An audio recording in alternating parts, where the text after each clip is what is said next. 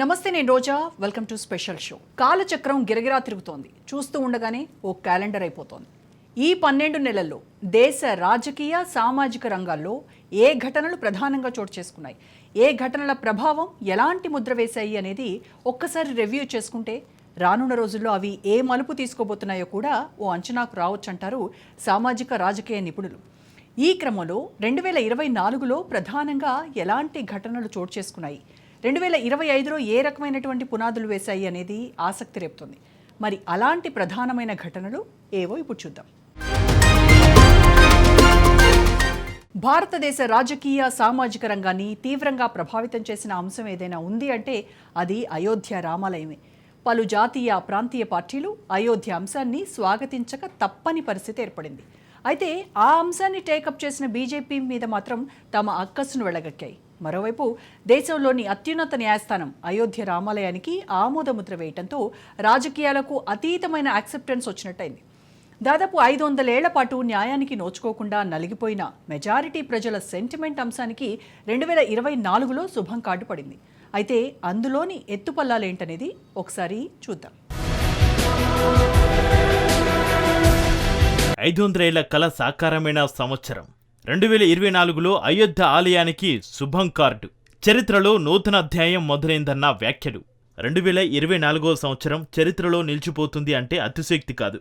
దశాబ్దాలుగా నలిగిపోతున్న హిందువుల సెంటిమెంట్లకు సంపూర్ణంగా న్యాయం జరిగిన రోజుగా జనవరి 20న గురించి చెప్పుకోవాల్సి ఉంటుంది.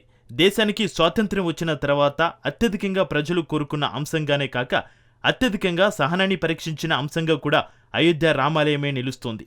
అనేక రాజకీయ పార్టీల సంకుచిత భావాలు, మరికొన్ని పార్టీల ఓటు రాజకీయాలు కలగలిపి ప్రజలంతా ఎదురుచూస్తున్న అయోధ్య రామాలయానికి ఎట్టకేలకు ఒక పాజిటివ్ ముగింపు దక్కింది.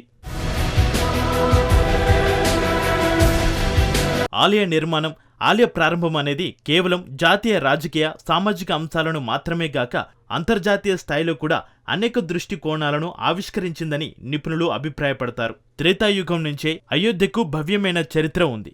అక్కడే శ్రీరాముడు పుట్టాడని, ప్రాచీన కాలంలోనే రాముడి పేరిట అక్కడ ఆలయం ఉండేదని. అయితే కాలక్రమంలో అక్కడి ఆలయాన్ని ధ్వంసం చేసి అప్పటి మొఘల్ రాజు బాబర్ ఆదేశాల మేరకు ఆయన వద్ద సైన్యాధికారిగా ఉన్న మీర్ బాకి 1528లో బాబరీ మసీదు నిర్మించాడు. అప్పట్నుంచి హిందువులు అయోధ్య ఆలయం కోసం ఉద్యమాలు చేస్తూనే వస్తున్నారు. కానీ అప్పటి పాలకులు ముస్లింలు, అందులోనూ వారు సున్నీ ముస్లింలు కావడం చేత ఆలయ నిర్మాణానికి అడ్డంకులు సృష్టిస్తూ వచ్చారని, ఆలయం కోసం ఉద్యమించిన వారి మీద లెక్కలేనన్ని దాడులు జరుగుతూ వచ్చాయని చరిత్రకారులు చెబుతారు. ఈ క్రమంలో దేశానికి స్వాతంత్ర్యం వచ్చాక విశ్వ హిందూ పరిషత్ ఆధ్వర్యంలో పలు హిందూ సంఘాలు అయోధ్య కోసం సుదీర్ఘమైన పోరాటం నడిపాయి. ఈ క్రమంలోనే 1992లో వివాదాస్పద కట్టడాన్ని హిందూ సంఘాల కార్యకర్తలు నీలమట్టం చేశారు. అందులో అప్పటి బీజేపీ సీనియర్ల పాత్ర కూడా ఉందనే ఆరోపణలు, విమర్శలు వచ్చాయి. వారు కోర్టు కేసులు కూడా ఎదుర్కొన్నారు. ఇలా అయోధ్య అనేది దేశ రాజకీయాలను అత్యంత కీలకంగా ప్రభావితం చేసిన అంశంగా నిలిచింది.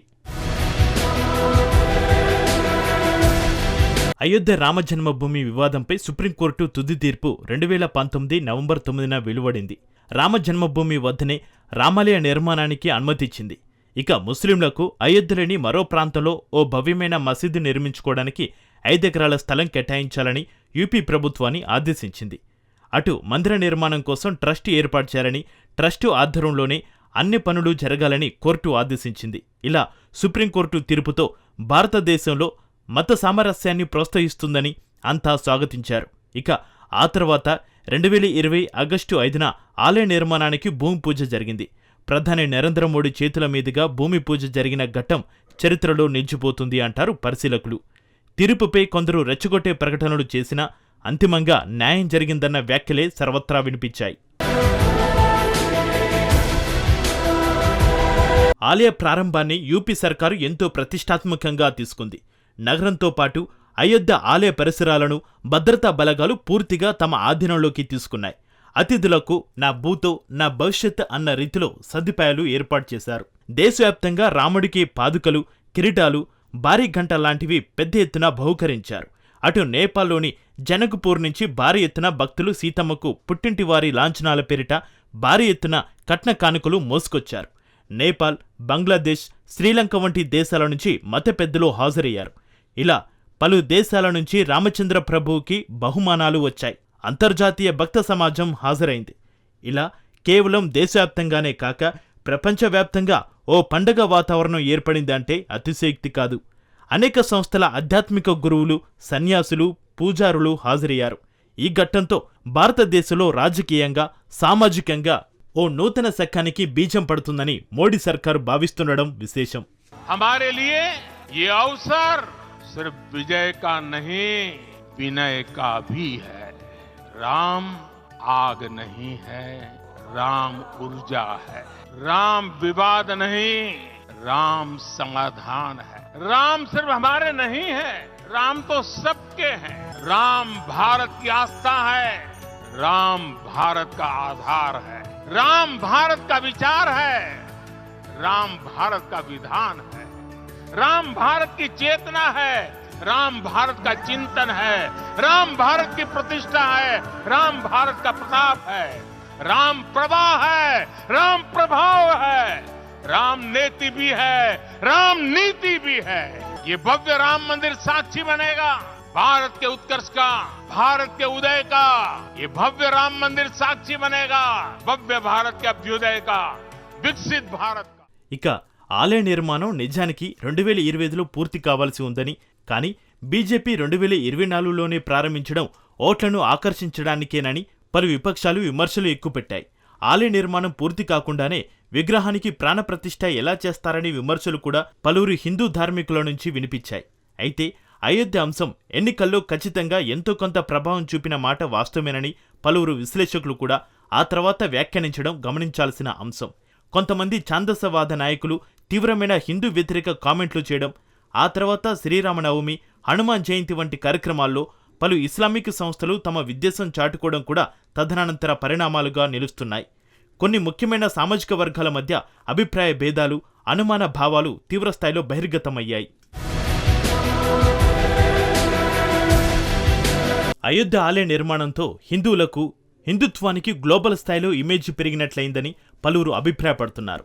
అయితే ఆలయ ప్రారంభ సమయంలో పలువురు హిందూ సంస్థల ప్రతినిధుల మధ్య వెల్లివిరిసిన సమన్వయం డిసెంబర్ వచ్చే నాటికి విభేదాల దాకా వెళ్లిందనే వ్యాఖ్యలకు దారితీసింది. యూపీ సీఎం యోగి ఆదిత్యనాథ్ను ఉద్దేశించి ఆర్ఎస్ఎస్ చీఫ్ మోహన్ భగవత్ మందిర్ మసీదు పేరుతో రోజుకో వివాదం బయటకు తీస్తున్నారని, ఇది ఏమాత్రం ఆమోదయోగ్యం కాదని వ్యాఖ్యానించడం కలకలం రేపింది. అంతేగాక అయోధ్య రామ మందిరం నిర్మాణం తర్వాత ఇలాంటి వివాదాలను తీసుకొచ్చి తాము కూడా హిందూ నాయకులం అవ్వొచ్చని కొందరు భావిస్తున్నారని, ఇది ఏమాత్రం ఆమోదయోగ్యం కాదని భగవత్ ఘాటైన వ్యాఖ్యలు చేశారు. అంతేకాకుండా ఆర్ఎస్ఎస్ ఎజెండాలో అయోధ్య మాత్రమే ఉందని, ఆ డిమాండ్ నెరవేరిందని, ఇకపై తమ ఎజెండాలో వేరే ఆలయం లేదని తేల్చేయడం హిందూ సంస్థల్లో కలకలం రేపింది.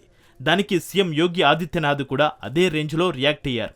ఆయన భగవతి పేరు ఎత్తకుండానే దేశంలోని అనేక ప్రాంతాల్లో హిందూ దేవాలయాలపై పదే పదే దాడులు జరుగుతున్నాయని, ఇలాంటి వాటికి చెక్ పెట్టాల్సిన అవసరం ఉందని కౌంటర్ అటాక్ చేశారు. రామ జన్మభూమి, కాశీ విశ్వనాథ్ మందిర్, శ్రీకృష్ణ జన్మస్థాన్, సంబల్లోని హరిహర టెంపుల్, ఇలా అన్ని చోట్ల మందిరాలను అపవిత్రం చేసి మసీదులు కడుతున్నారని, ఇది సనాతన ధర్మానికి ద్రోహం తలపెట్టడం కాదా అంటూ యోగి ప్రశ్నించడం కలకలం రేపింది.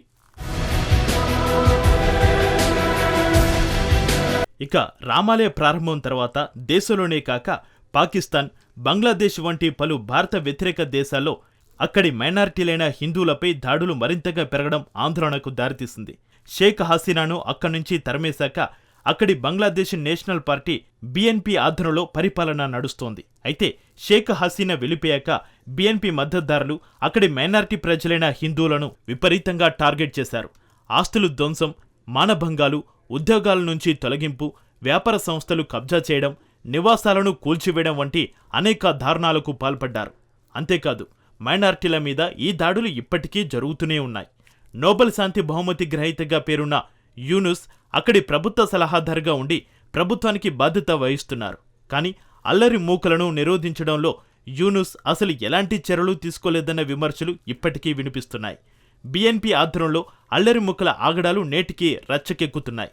హిందువులను టార్గెట్ చేస్తూ అయోధ్యలో మసీదు కూల్చి మందిరం కట్టారని, దానికి ప్రతీకారం తీర్చుకోవాలంటే హిందువుల మీద దాడులు చేయాలని రెచ్చగొడుతూ చిట్టాగాంగ్ వీధుల్లో భారీ ఎల్ఈడి స్క్రీన్లు ప్రదర్శిస్తూ దాడులకు, అత్యాచారాలకు పురిగొల్పుతున్నారు.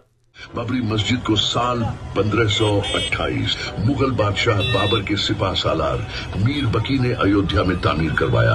ये मस्जिद न सिर्फ इबादत का मरकज थी बल्कि एक सिंबल थी एकता और अमन की। 400 साल तक ये मस्जिद अपनी जगह पर अमन और शांति का पैगाम देती रही। 1850 पहली तनाज़त की शुरुआत अंग्रेजी हुकूमत के दौर में 1850 के आसपास पहला तनाज़ा पैदा हुआ जब कुछ हिंदू संगठनों ने इसका मुतालबा किया। मस्जिद के अंदर और बाहर बाउंड्री बना के इबादत का तकसीम का सिलसिला शुरू हुआ, लेकिन मस्जिद के मकाम पर मुसलमान अपनी इबादत जारी रखे हुए थे। అయితే భారత్లోని అయోధ్య అంశంతో బంగ్లాదేశ్కు సంబంధం లేకపోయినా హిందువులను టార్గెట్ చేసి అక్కడి ఉగ్రమూకలు వ్యవహరించడంతో భారత్లో ఆందోళన వ్యక్తమవుతోంది. అటు భారత ప్రభుత్వం కూడా బంగ్లాదేశ్లో పరిస్థితులపై ఆగ్రహం వ్యక్తం చేస్తుంది. ఇలా అయోధ్యలో మందిర నిర్మాణం ప్రారంభం తర్వాత చోటు చేసుకున్న పరిణామాలు ఇయర్ ఎండింగ్లోనూ చర్చాంశాలుగా మారాయి.